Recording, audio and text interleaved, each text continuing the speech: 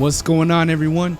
It's Kawande. I'm back again with book 2 of Fortnite Zero War, and I wanted to talk to you guys about it. I also got the Stark 7 wrap that came with the comic. It's pretty sick. So if you remember from my last video covering the Fortnite Zero War comics, we're back in chapter 2 season 4, and the Avengers are fighting alongside the 7 against the IO. The Imagined Order are overwhelming the 7 and the Avengers, so they have no choice but to retreat. They end up finding an escape pod and are able to make it to safety. But once they do so, they come up with the plan that leaves Iron Man, Storm, Thor, the Foundation, and the Scientists to travel to Reality Zero's Ice Moon and see if they can either recover the mech from chapter 1 season 9 or Paradigm, who was the pilot of the mech back then. This leaves the rest of the Avengers and everyone else who's part of the Resistance to stay and fight the IO while the other team enacts their plan. Meanwhile, Spider-Man, Jones, the Imagined, and Wolverine have made their way to Wakanda, and they're fighting off the guards. That is until Shuri orders them to stop.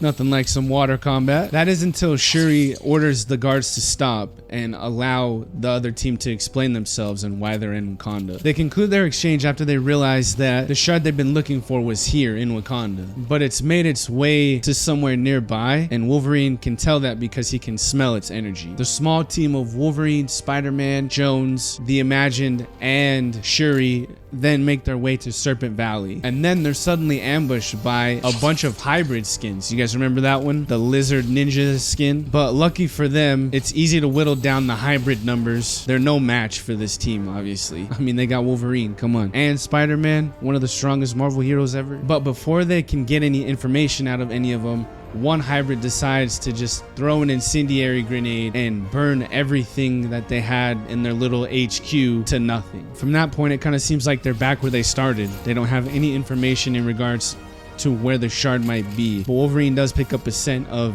reptiles and an older human. We don't know who that older human might be. So they're back at square one yet again. With no leads on where to go next, they decide to venture into the Savage Lands because Spider-Man has a hunch that this might have something to do with one of his villains. It bounces back to Iron Man, Thor, Storm, the Foundation, and the Scientists. They're approaching the Ice Moon's atmosphere, and Thor's stopping the lightning there, or trying to, and Storm is actually working on making it so the winds and the storms can't really affect them as much as they are there, but she's only able to do it so much.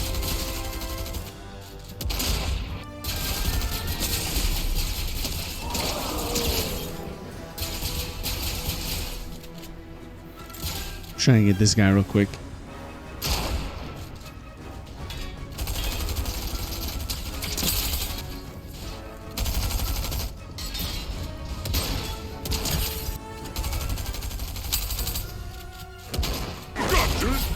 Dang, that guy took forever to beat. What was going on there? Sorry about that. Before we were rudely interrupted, Storm's only able to fend off the weather and the Ice Moon to a point. She can't control it entirely like she can in our dimension. It's an entirely different dimension.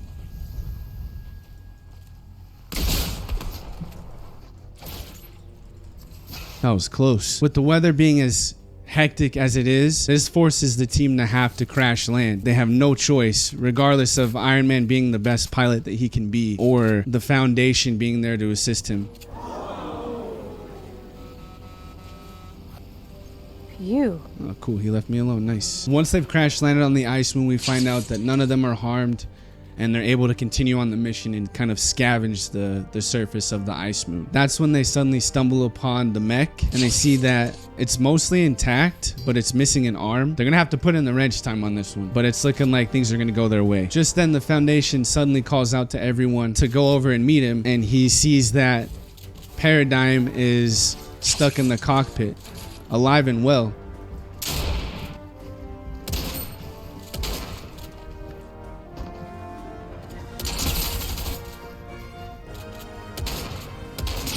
He's waiting for me right there.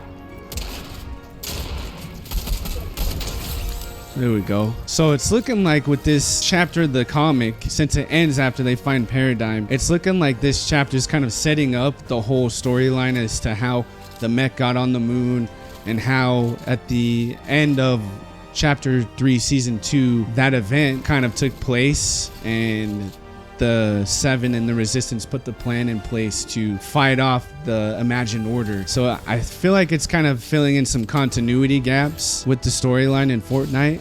And I'm just excited to see where it goes from here, because maybe it'll explain, you know, Doctor Doom's whole role from the last comic, or we'll probably figure out who else might be working with the Seven, or find out the origins of Geno and things like that. So I feel like we're going to be able to get a lot of unanswered questions answered from this storyline. So I'm really looking forward to it. I'm really excited to see how the rest of it plays out. I know I say that every time one of the comics comes out, man, but this is one of the best comic book series I've ever read, and I think it's probably because I'm so invested in the Fortnite storyline and the lore and the game itself. I mean, if it wasn't for this game, dude, I wouldn't be making YouTube videos. So the fact that there's a whole comic book series because of it makes it even more interesting to me. Have you guys been reading any of the comics? If not, dude, go check out the videos on my channel. The Marvel superheroes aren't the only ones who've come in contact with people on the Fortnite island. The DC universe has as well, and I've covered those in previous videos, so go check that out. Also, if you enjoy my content and you're enjoying this video, give me that thumbs up. Check to see whether or not you're subscribed, and hit the bell so you guys never miss anything, all right? I'm gonna be covering this entire series. This guy wants my hide, man. Gotta be careful. I don't have a lot of mats.